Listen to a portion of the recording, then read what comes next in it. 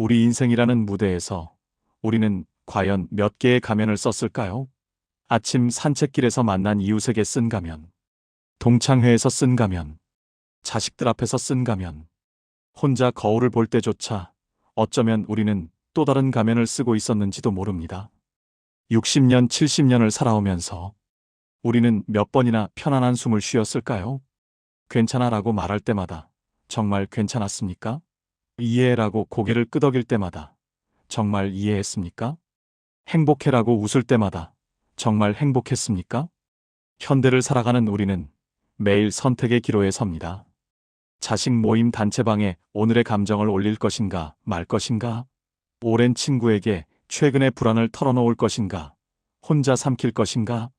손주 앞에서 내 쓸쓸함을 보여줄 것인가? 웃는 조부모로 남을 것인가? 대부분의 책들은 말합니다. 진정성 있게 살아라. 솔직하게 표현하라. 투명한 관계를 만들어라. 나이 들어서도 활발하게 소통하라. 맞는 말입니다. 아름다운 말입니다. 하지만 이것이 전부일까요? 200년 전 독일 프랑크푸르트에서 태어난 한 철학자가 있었습니다. 그의 이름은 아르투어 쇼펜하우어. 그는 평생 인간의 본성을 관찰하며 하나의 결론에 도달했습니다. 진정으로 강한 사람은 자신을 함부로 드러내지 않는다. 왜일까요? 그가 비겁해서일까요? 아닙니다. 세상이 냉혹하기 때문입니다. 오늘 우리는 이 불편한 진실을 마주할 것입니다. 그리고 그 속에서 진정한 자유를 발견할 것입니다. 1788년 쇼펜하우어는 유럽에서 가장 번성하던 자유도시 프랑크푸르트에서 태어났습니다. 아버지는 성공한 상인이었고 어머니는 당대 유명한 소설가였습니다. 겉으로 보기엔 완벽한 가정이었습니다. 하지만 어린 아르투어가 본 것은 달랐습니다. 화려한 저택에서 열리는 살롱 파티, 우아하게 웃으며 인사를 나누는 귀족들, 예술과 문학을 논하는 지식인들. 그런데 파티가 끝나면 어떻게 됐을까요? 그들은 서로를 헐뜯었습니다. 저 사람 사업이 기울고 있대. 저 여자 남편 바람 피운대. 저 작가 표절이래. 겉과 속이 달랐습니다. 모두가 가면을 쓰고 있었습니다. 1805년 17살의 쇼펜하우어에게 충격적인 사건이 일어났습니다. 아버지가 창고 다락에서 떨어져 사망한 것입니다. 공식적으로는 사고였습니다. 하지만 많은 사람들이 속삭였습니다. 자살 아닐까? 아버지는 사업 파트너에게 배신당했고 큰 빚을 지게 되었으며 극심한 우울증에 시달리고 있었습니다. 아버지는 사람들을 믿었습니다. 동업자를 믿었고 친구를 믿었고 거래처를 믿었습니다. 그리고 그 믿음은 배신으로 돌아왔습니다. 어린 쇼펜하우어는 이 사건을 평생 잊지 못했습니다. 그의 철학의 씨앗이 이때 뿌려졌습니다. 인간은 믿을 수 없다. 설상가상으로 어머니 요한나는 아들에게 냉담했습니다. 아버지가 죽자 그녀는 오히려 자유를 만끽했습니다. 바이마르로 이사해서 괴테, 실러 같은 문인들과 화려한 살롱을 열었습니다. 하지만 우울한 아들은 그녀의 파티에 어울리지 않았습니다. 쇼펜하우어는 어머니에게 말했습니다. 어머니의 친구들은 모두 가식적입니다. 어머니는 대답했습니다. 내가 너무 비관적이야. 그렇게 살면 친구도 못 사귀어. 결국 1814년 모자는 결별했습니다. 평생 다시 만나지 않았습니다. 친어머니조차 자신을 이해하지 못했습니다. 혈육조차 믿을 수 없다면 다른 사람들은 오죽하겠습니까? 쇼펜하우어는 결심했습니다. 평생 결혼하지 않기로, 소수의 친구만 두기로, 대부분의 시간을 혼자 보내기로. 사람들은 그를 괴짜라고 불렀습니다. 사교성 없다고 비난했습니다. 하지만 그는 개의치 않았습니다. 왜냐하면 그는 배웠으니까요. 배신의 고통을, 가면 뒤의 진실을, 그리고 가장 중요한 교훈을. 상처받지 않는 가장 확실한 방법은 기대하지 않는 것이다. 이것이 쇼펜하우어 철학의 출발점이었습니다. 그리고 이 출발점에서 그는 놀라운 통찰들을 발견하게 됩니다. 자, 40년 지기 오랜 친구를 만났다고 해봅시다. 커피를 앞에 두고 조심스럽게 말을 꺼냅니다. 요즘 잠이 잘 안 와. 밤마다 이런저런 생각이. 친구는 고개를 끄덕입니다. 나도 그래. 하지만 그의 시선은 이미 창밖을 향해 있습니다. 그의 머릿속은 자신의 세계로 가득합니다. 손주 돌봐주러 가야 하는데, 건강검진 결과는 언제 나오지? 부동산 정리는 어떻게 하지? 사실 나 말이야. 라고 말을 이으려 하면 친구가 먼저 끊습니다. 아, 나 말인데. 그리고 자신의 이야기가 시작됩니다. 자식 이야기, 손주 이야기, 건강 이야기. 우리 이야기는 가끔 아무도 받아주지 않은 채로 공중에 떠 있습니다. 쇼펜하우어는 이것을 정확히 꿰뚫어 봤습니다. 대부분의 사람들은 당신의 이야기를 듣는 척할 뿐이다. 그들은 자신의 이야기를 할 차례만 기다리고 있다. 잔인한 말처럼 들리지만 정직한 관찰입니다. 생각해 보십시오. 우리도 친구의 이야기를 들을 때 정말로 100% 집중한 적이 몇 번이나 됩니까? 아니면 이 이야기는 나도 겪었는데라며 자신의 경험을 떠올리고 있지는 않습니까? 우리 모두 그렇습니다. 왜냐하면 인간은 본질적으로 자기중심적이기 때문입니다. 오랜 지인이 있습니다. 20년을 알고 지냈습니다. 어느 날 산책길에서 마음을 열었습니다. 사실 은퇴하고 나니 공허하더라고. 아침에 눈 뜨면 뭘 해야 할지 모르겠어. 지인은 손을 잡아줬습니다. 나도 그래. 서로 이해하는 사람이 있다는 게 다행이야. 몇 달 후, 작은 모임에서 함께 갔을 때 누군가가 저에게 근황을 물었습니다. 요즘 뭐 하고 지내세요? 그랬더니 고민을 털어놨던 지인이 먼저 대신 대답합니다. 이 양반은 은퇴하고 좀 방황 중이래요. 할 일이 없어서 힘들어 하더라고. 웃음 섞인 목소리로, 마치 남의 이야기처럼. 신뢰하며 했던 그 고백은 꼬리표가 되어버린 순간이었습니다. 은퇴 후 적응 못하는 사람. 쇼펜하우어는 경고했습니다. 당신이 진심을 담아 고백한 약점은 언젠가 당신을 공격하는 화살이 되어 돌아온다. 사람들은 변합니다. 오늘의 친구가 내일의 이방인이 됩니다. 상황이 변하면 관계도 변합니다. 그리고 진지하게 털어놓았던 비밀들은 무기가 됩니다. 대부분의 사람들은 혼자 있는 것을 견디지 못합니다. 아침에 일어나면 텔레비전을 켭니다. 산책을 나가도 스마트폰을 꺼냅니다. 손주 사진을 보고 유튜브를 보고 카톡 단체방을 확인합니다. 집에 혼자 있으면 홈쇼핑 채널을 틀거나 누군가에게 전화를 겁니다. 요즘은 노인정에서도 80대 어르신들까지 모두 스마트폰을 들여다봅니다. 짧은 영상을 끝없이 넘기고 자극적인 뉴스를 소비하고 화려한 광고를 봅니다. 왜일까요? 침묵이 두렵기 때문입니다. 혼자 있으면 자신과 마주하게 되고 그것이 불편하기 때문입니다. 나는 지금까지 무엇을 했는가? 남은 시간을 어떻게 보낼 것인가? 나는 정말 의미 있는 삶을 살았는가? 이런 질문들이 떠오르기 시작합니다. 그래서 우리는 도망칩니다. 소음 속으로, 사람들 속으로, 화면 속으로. 손가락 하나로 세상과 연결된다는 착각. 영상 하나를 볼 때마다 느껴지는 순간적인 재미. 이것이 바로 도파민 중독입니다. 젊은이들만의 문제가 아닙니다. 오히려 시간이 많고 외로운 노년층이 더 깊이 빠져듭니다. 하루 종일 숏폼 영상을 보고 자극적인 제목에 클릭하고 끝없이 스크롤을 내립니다. 그리고 하루가 끝나면 무엇이 남습니까? 공허함입니다. 시간은 갔지만 남은 것은 없습니다. 하지만 쇼펜하우어는 정반대로 말합니다. 고독 속에서 자신을 발견한 사람은 누구에게도 흔들리지 않는다. 혼자 있는 시간을 견디지 못하는 사람은 결국 무언가에 의존하게 됩니다. 타인의 인정에 의존하고 자극에 의존하고 화면에 의존합니다. 하지만 고독을 즐길 수 있는 사람은 다릅니다. 그는 자기 충족적입니다. 누군가가 없어도 무너지지 않습니다. 스마트폰이 없어도 불안하지 않습니다. 이 세 가지 진실은 불편합니다. 우리가 믿고 싶어하는 세상의 모습이 아닙니다. 우리는 사람들이 나를 이해해 줄 거라고 믿고 싶습니다. 진심을 나누면 보답받을 거라고.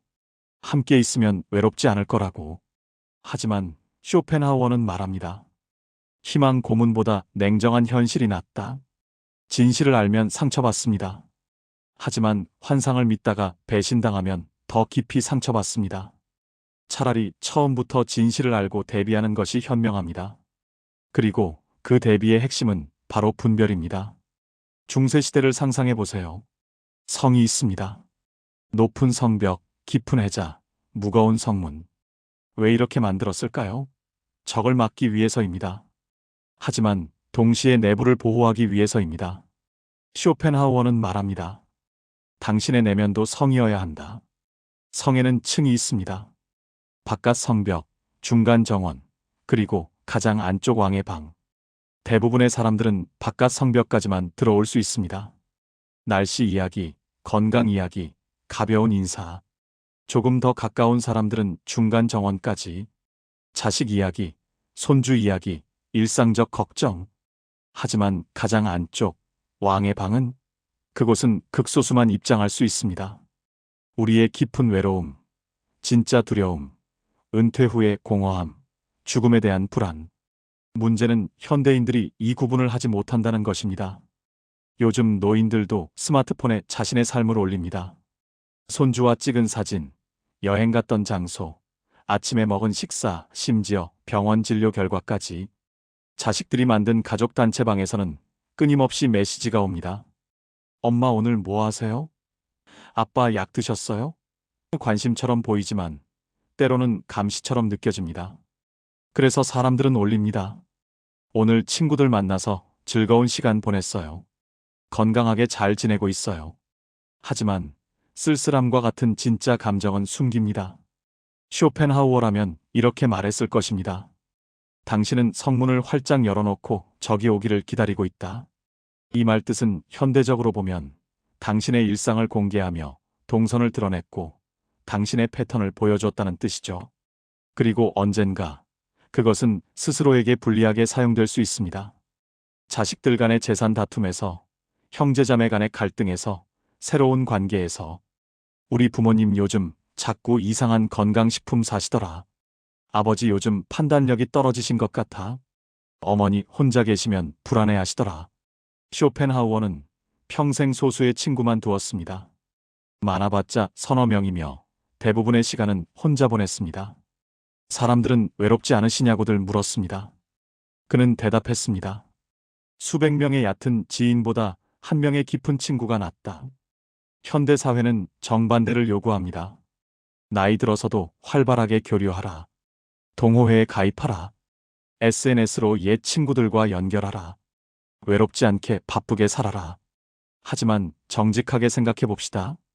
우리 연락처에 수백 명이 있다면 그중 밤에 갑자기 아플 때 전화할 수 있는 사람은 사실 몇 명입니까? 대부분은 그저 이름일 뿐입니다. 산책길에서 안녕하세요 하고 지나가는 사람들. 동창회에서 1년에 한 번 보는 사람들.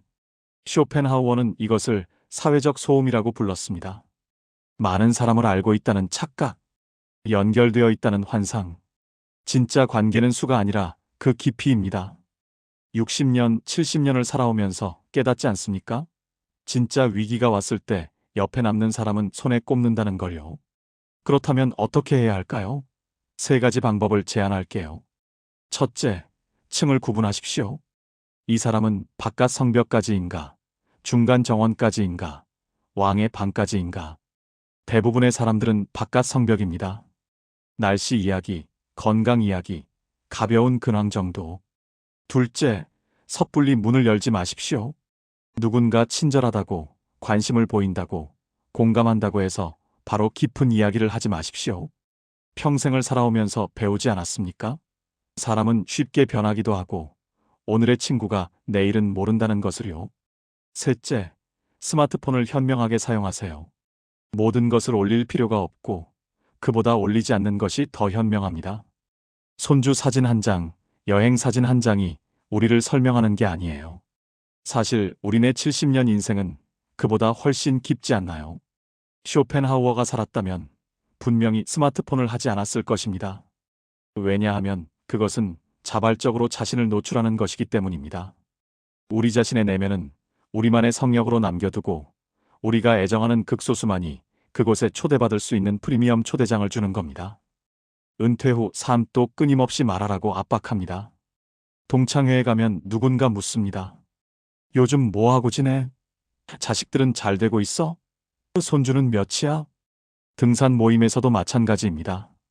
정치 이야기가 나오면 모두 자기 의견을 내놓아야 한다고 생각합니다.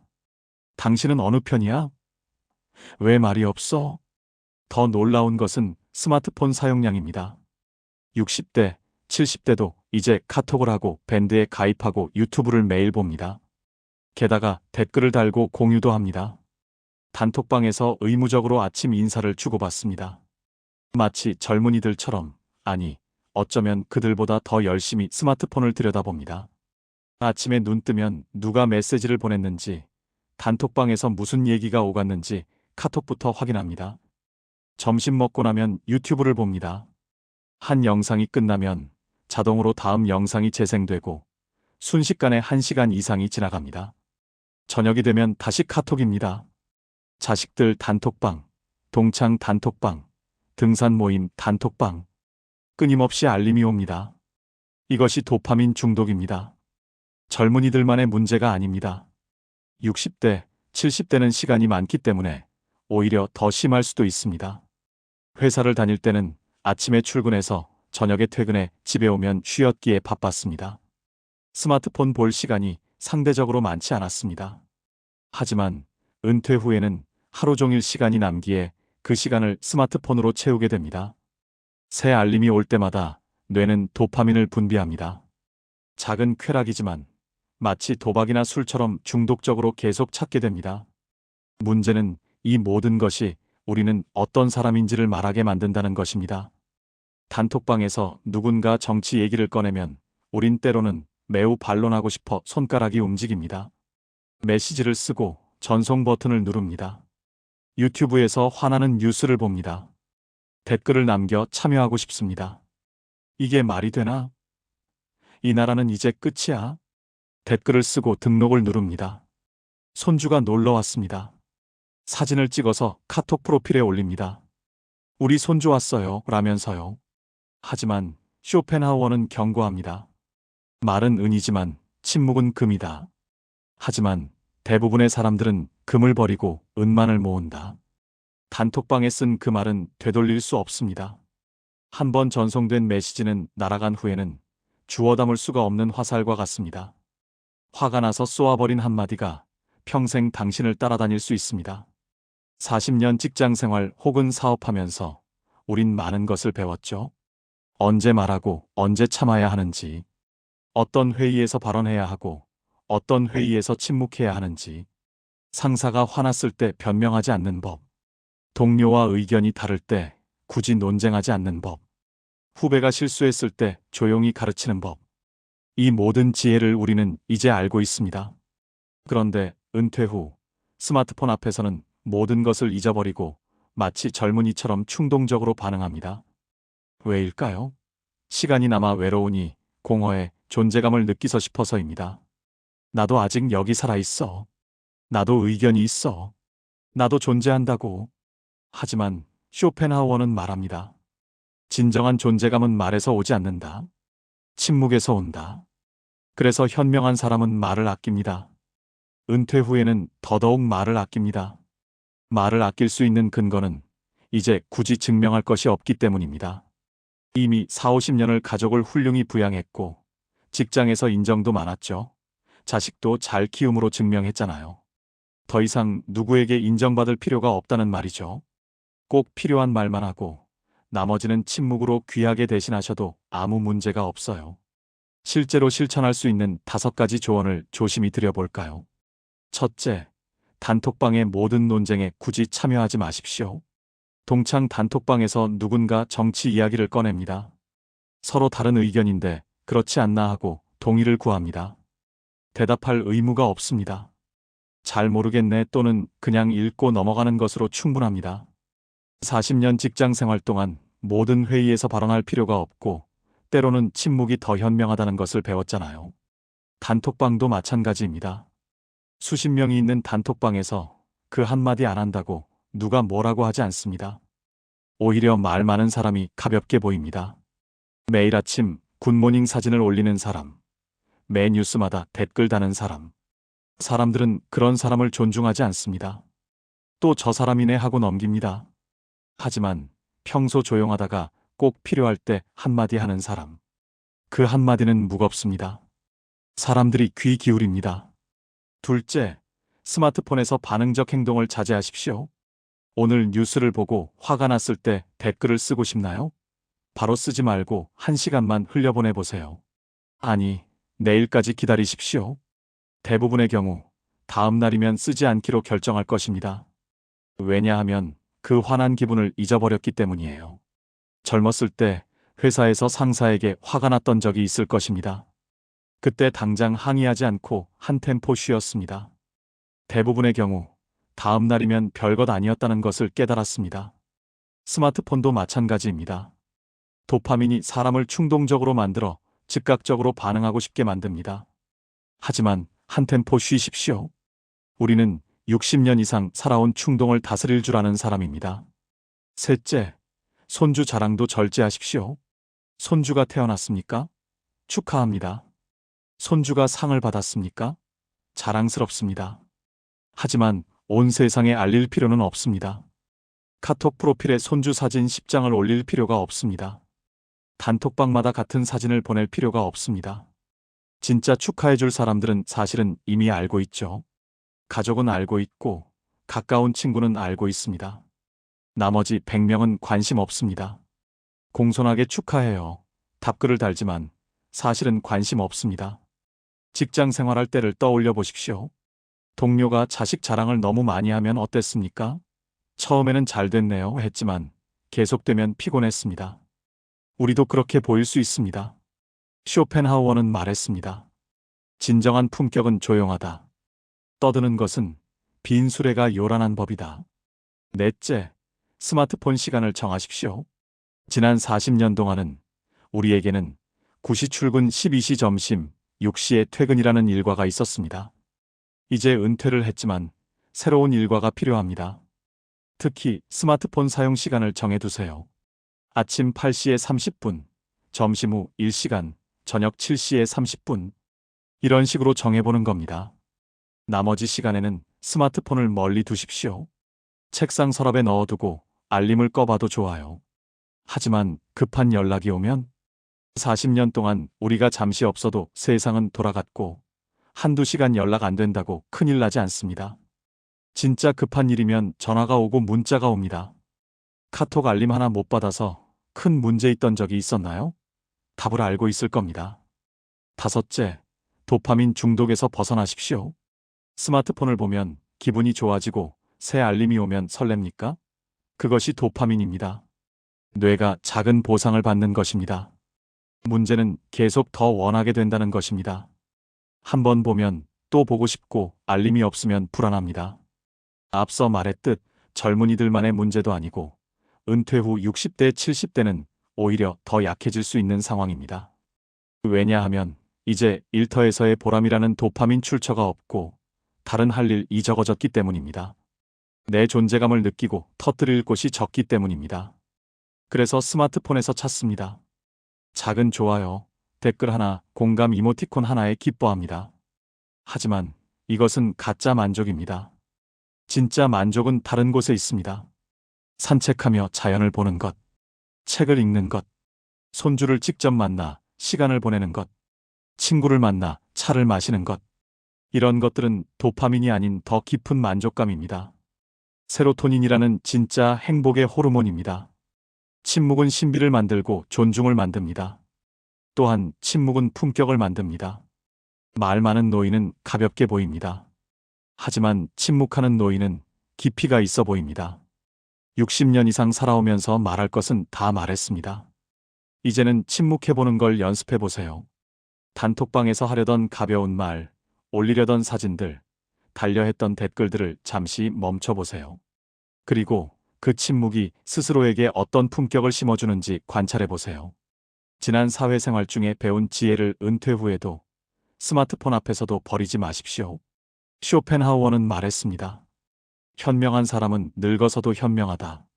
아니, 더 현명해진다. 우리도 그럴 수가 있어요. 정년 퇴직할 때 생각했습니다. 이제 편히 쉴 수 있겠구나. 퇴직하고 하니 한 달은 좋았습니다. 아침에 늦게 일어나고 TV를 보고 낮잠을 잤습니다. 하지만 2달째부터 불안했습니다. 이렇게 빈둥거려도 되나? 새로운 목표가 생겼습니다. 뭐라도 해야지. 운동이라도 시작할까? 헬스장에 등록했습니다. 2달 다녔습니다. 또 새로운 것이 필요했습니다. 등산 모임이라도 나갈까? 등산 모임에 나갔습니다. 3달 했습니다. 또 뭔가 허전했습니다. 자격증이라도 딸까? 아니면 봉사활동? 끝이 없습니다. 자식 문제도 마찬가지입니다. 자식이 취업하면 결혼만 하면, 결혼하면 손주만 낳아주면, 손주가 태어나면 둘째만 낳아주면 끝이 없습니다. 쇼펜하우어는 이것을 욕망의 수레바퀴라고 불렀습니다. 수레바퀴는 계속 돌지만 늘 제자리입니다. 40년 직장 생활도 마찬가지였습니다.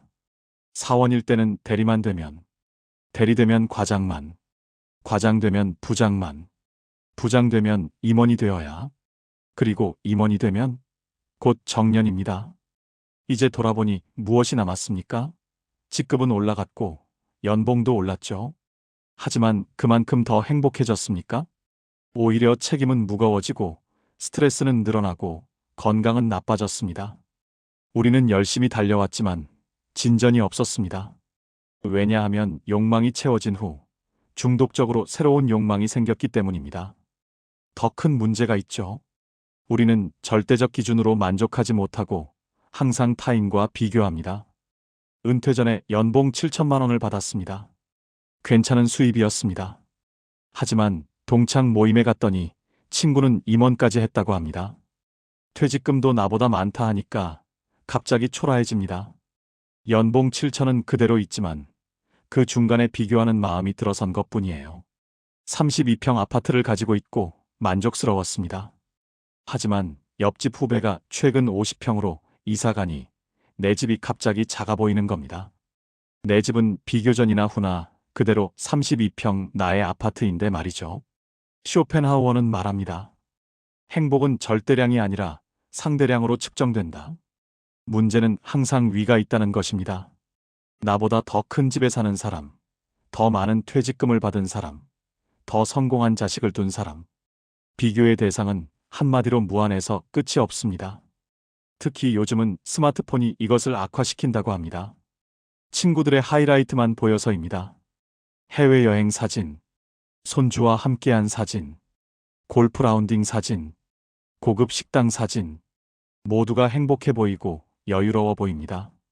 하지만 그것은 밝은 쪽 면만을 비추도록 편집된 삶입니다. 그들의 고통, 불안, 병원 가는 일, 자식과의 갈등은 보이지 않습니다. 사실 우리도 마찬가지입니다. 손주 사진은 올려도 무릎 아파서 병원 간 얘기는 올리지 않습니다. 모두가 겉으로만 보여주니 서로의 겉모습을 비교하며 자신을 불행하게 만듭니다. 쇼펜하우어는 아버지로부터 상당한 유산을 물려받았습니다. 평생 경제적 걱정 없이 살 수 있었습니다. 하지만 그는 사치하지 않고 작은 아파트에 살았습니다. 간단한 음식을 즐겼고 수수한 옷을 단정히 입었습니다. 사람들은 물었습니다. 왜 그렇게 사십니까? 돈이 있으면 즐기셔야죠. 그는 대답했습니다. 나는 이미 충분히 즐기고 있습니다. 단지 당신들이 생각하는 방식과 다를 뿐입니다. 그에게 즐거움은 물질이 아니었습니다. 책을 읽는 것, 생각하는 것, 산책하는 것, 음악을 듣는 것. 이것들이 그의 기쁨이었습니다. 그리고 이 모든 것은 거의 돈이 들지 않습니다. 우리도 마찬가지입니다. 40년 동안 열심히 일했고 이제 퇴직금과 연금이 있습니다. 충분하지 않을 수도 있지만 사는 데는 문제 없습니다. 문제는 자꾸 더 원한다는 마음입니다. 더 좋은 여행, 더 좋은 차, 더 좋은 것들. 하지만 진짜 행복은 거기 없습니다. 아침에 공원을 산책하는 것, 도서관에서 책을 읽는 것, 손주와 시간을 보내는 것, 오래된 친구와 차를 마시는 것. 이것들이 진짜 행복입니다. 그리고 거의 돈이 들지 않습니다. 쇼펜하우어는 역설적인 진리를 발견했습니다. 적게 원할수록 더 행복하다.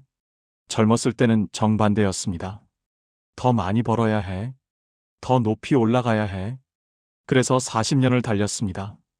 하지만 더 많이 원할수록 더 불만족스러웠습니다. 왜냐하면 충족되지 않는 욕망은 고통이기 때문입니다. 이제 은퇴했습니다. 반대로 해볼 시간입니다. 적게 원하면 어떻게 될까요? 쉽게 만족되니 작은 것에도 감사하고 잃을 것이 적어서 불안하지 않습니다. 쇼펜하우어는 제안합니다. 욕망을 세 가지로 구분하십시오. 첫째, 자연적이고 필요한 욕망. 음식, 물, 잠, 건강. 이것은 충족해야 합니다. 60대, 70대의 가장 중요한 것은 건강입니다. 아무리 돈이 많아도 건강하지 않으면 무용합니다. 건강 챙기십시오. 규칙적으로 식사하고 충분히 주무시며 정기검진은 꼭 받으셔야죠. 둘째, 자연적이지만 불필요한 욕망. 맛있는 음식, 편안함, 오락. 이것은 적당히만 즐깁니다. 가끔 좋은 식당 가는 것, 여행 가는 것, 취미 생활하는 것. 좋습니다. 적당히 즐기십시오. 하지만 과하게 하지 마십시오. 매주 골프 치고 매달 해외여행 가야 한다면 그것은 욕망이 과한 것입니다. 셋째, 부자연스럽고 불필요한 욕망. 자식을 통한 대리만족, 손주 자랑, 동창들 앞에서 잘난 척.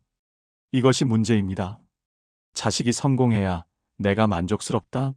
손주가 명문대 가야 내가 자랑스럽다. 친구들이 나를 부러워해야 내가 행복하다. 이것들은 결코 채워지지 않습니다. 아무리 많이 가져도 더 원하게 됩니다. 자식이 대기업 들어가면 임원은 달아야 하겠고, 손주가 서울대 가면 의대를 갔으면 더 좋겠는 겁니다. 친구가 부러워하면 좀 더 대단한 것 없는지 또 찾게 돼요. 끝이 없습니다. 그렇다면 어떻게 해야 할까요? 세 번째 욕망임을 깨닫고 거리를 두고 점차 줄여나가는 것입니다. 한강의 기적을 만들며 숨가쁘게 열심히 살아온 우리네 근면성, 우리의 습관을 재정비하는 게 사실 쉽지는 않아요. 하지만 방향을 우선 알고 있다면 우리는 이미 대부분의 사람들보다 앞서 있는 것입니다. 이미 충분히 이루셨습니다. 평생 동안 일해 가족을 키웠고 집도 마련했으며 연금도 나오죠. 이제는 줄이고 비우며 내려놓을 때입니다.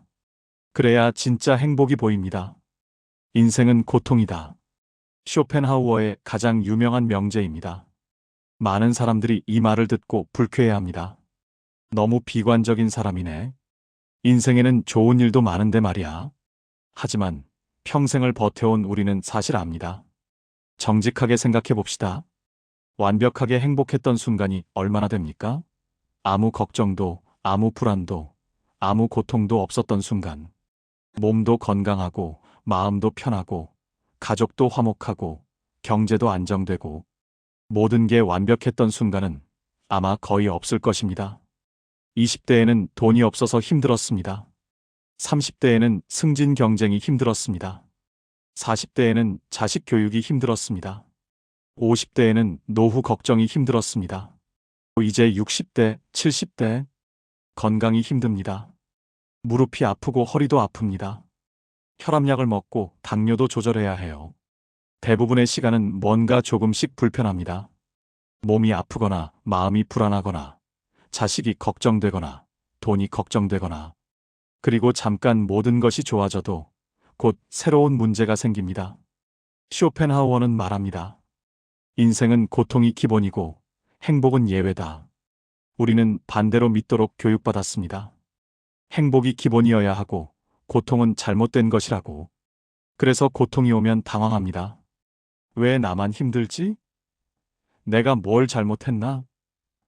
나는 실패한 인생인가? 하지만 쇼펜하우어는 말합니다. 당신만 힘든 것이 아니다. 모두가 힘들다. 부자도 돈을 잃을까봐 두려워합니다. 자식들이 돈만 보는 것 같아 외롭습니다. 상속 문제로 싸웁니다. 유명한 사람도 나이 들어 잊혀지는 것이 두려워 힘듭니다. 과거의 영광만 남아 현재는 쓸쓸하고 공허합니다. 성공한 사람도 힘듭니다. 자식이 자기만큼 못하면 실망스럽고 화나요. 손주가 기대에 못 미치면 안타깝습니다.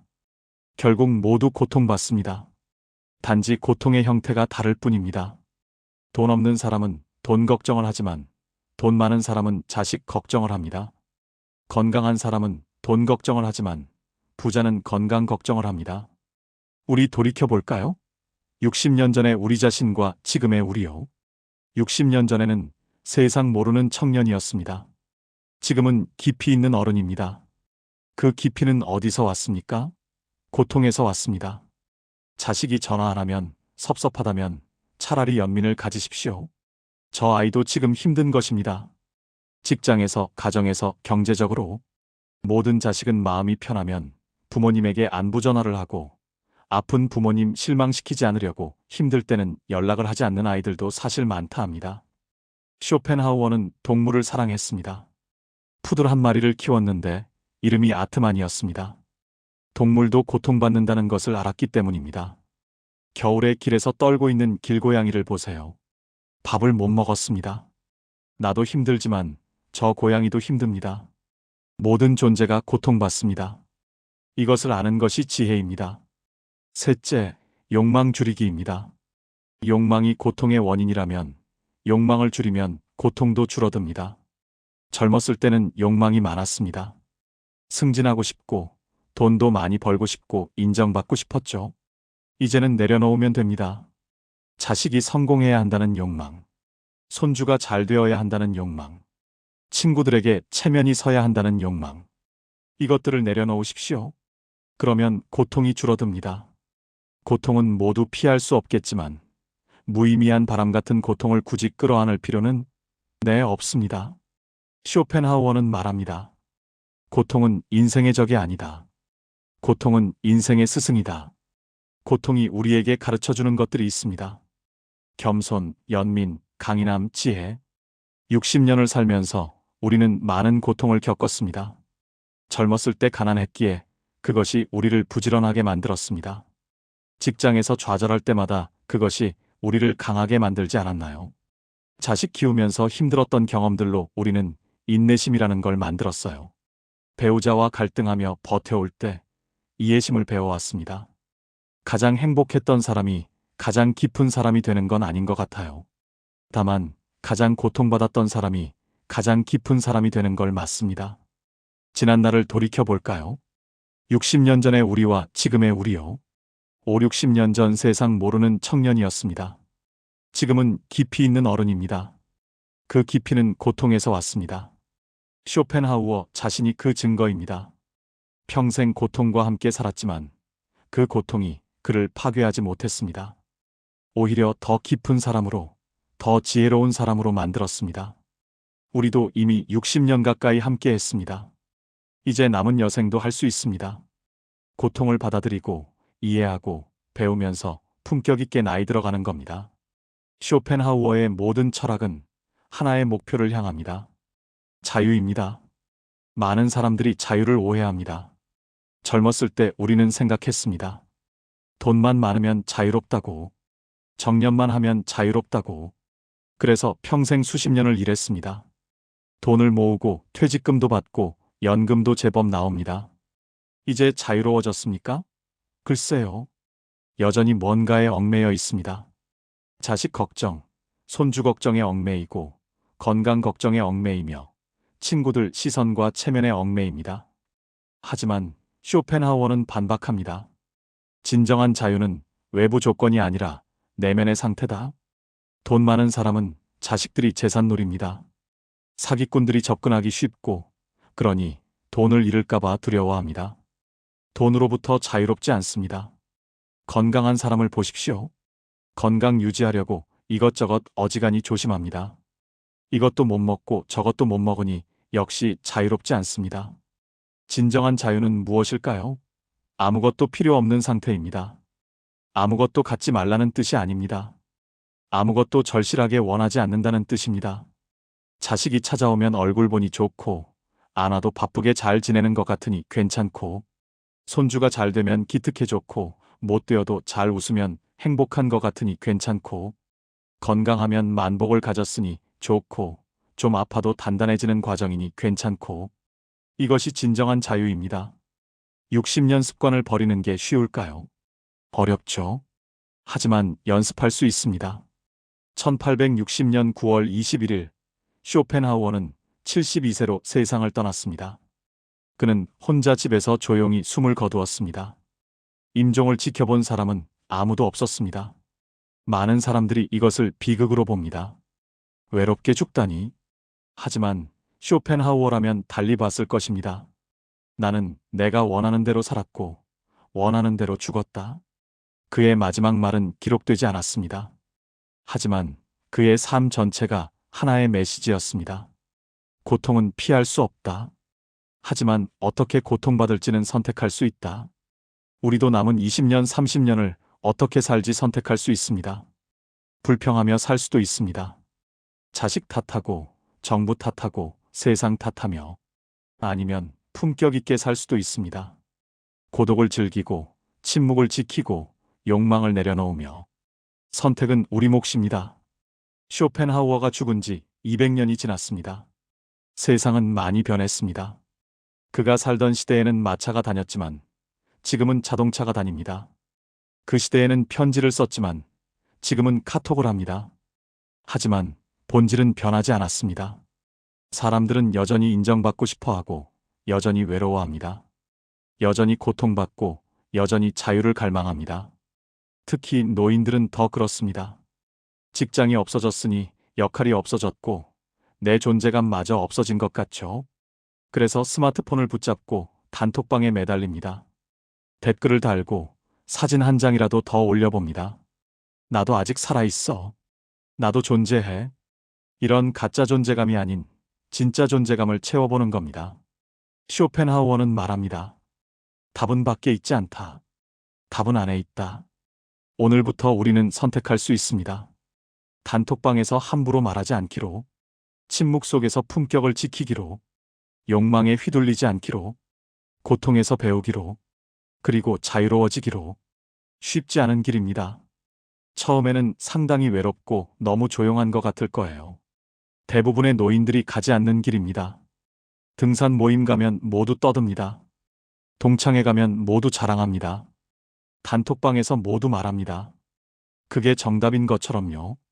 조용히 앉아 있다가 필요할 때는 단정하게 할 수 있습니다. 침묵 속에서 품격을 지킬 수 있습니다.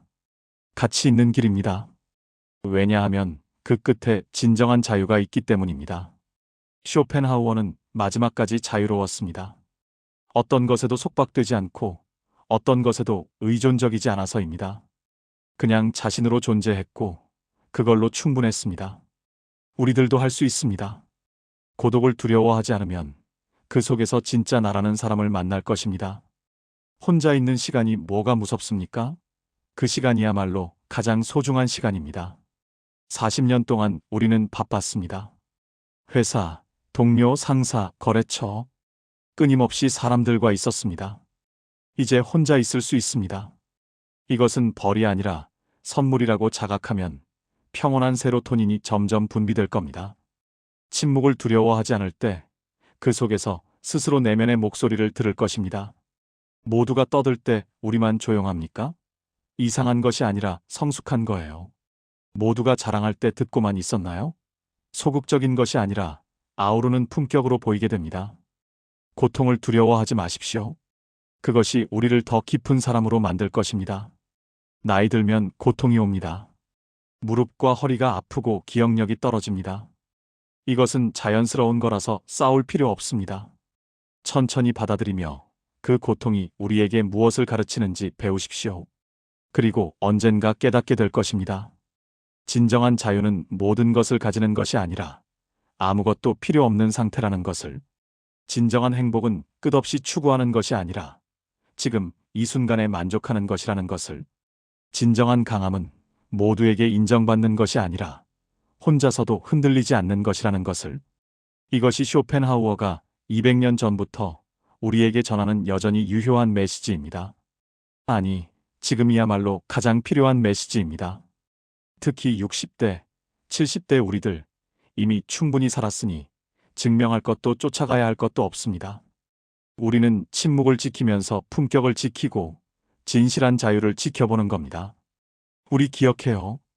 고독 속에서 발견하는 자신, 그것이야말로 진정한 자유의 시작입니다. 우리도 언젠가는 떠나겠지만 후회하지는 않을 겁니다. 나는 남의 시선에 흔들리지 않고 진정으로 내가 원하는 걸 매일 나에게 선물하며 살았기에 내 인생은 품격이 있었다. 얼마나 아름답겠어요.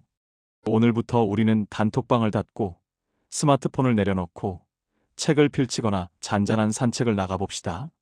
침묵 속에서, 고독 속에서 자유를 발견해 볼까요?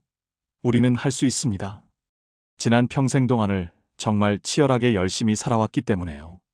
오늘 하루 쇼펜하우어의 명언은 어떠셨어요? 조금 새로우셨나요? 우리 잘 살아온 아름다운 인생의 따뜻한 위로와 잔잔한 응원이길 바라는 마음으로 말씀드려 보았습니다. 쇼펜하우어의 명언과 부처님의 명언, 정약용 명언 등 오늘을 따뜻하게 채워줄 이야기들로 찾아오고 있는데요. 혹시 의견이 있으시다면 댓글로 남겨주시겠어요? 잘 참고해서 한 발자국 더 행복함으로 나아갈 수 있는 영상을 제작하는 데 노력을 더 기울여 볼게요. 오늘 하루도 애쓰셨습니다. 감기 조심하시고 이틀 뒤 다음 영상에서 뵙겠습니다. 사랑합니다.